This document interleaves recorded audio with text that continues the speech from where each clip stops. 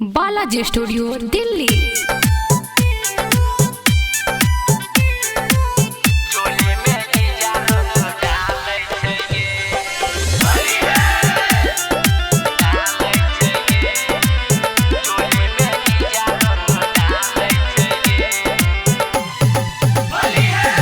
डालै छै गे दीदी डालै छै गे होली में जीजा रंग डालै छै गे दीदी डालै छै गे दीदी डालै छै गे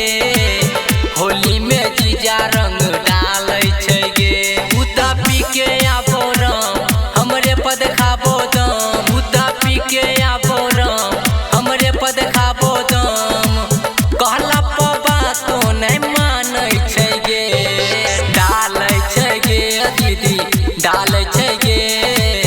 होली में जीजा रंग डालै छै गे दीदी डालै छै गे दीदी डालै छै गे चोली में जीजा रंग डालै छै गे दीदी डालै छै गे डीजे विकास मटियार कला सीतामढ़ी।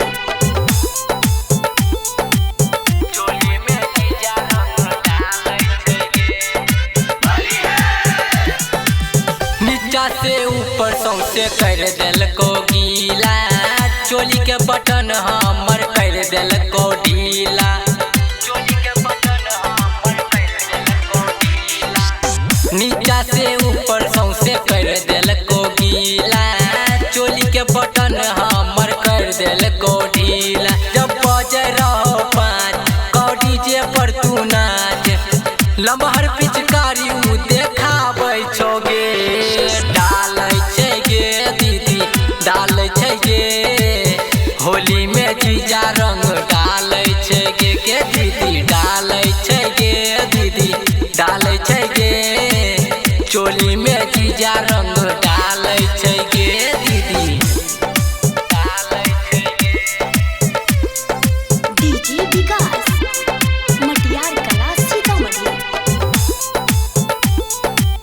चोली में जीजा रंग डालै छै गे राइटर सुलेंदर करै नहीं छै परदा हमर जवानी के उड़ाबै छै गरदा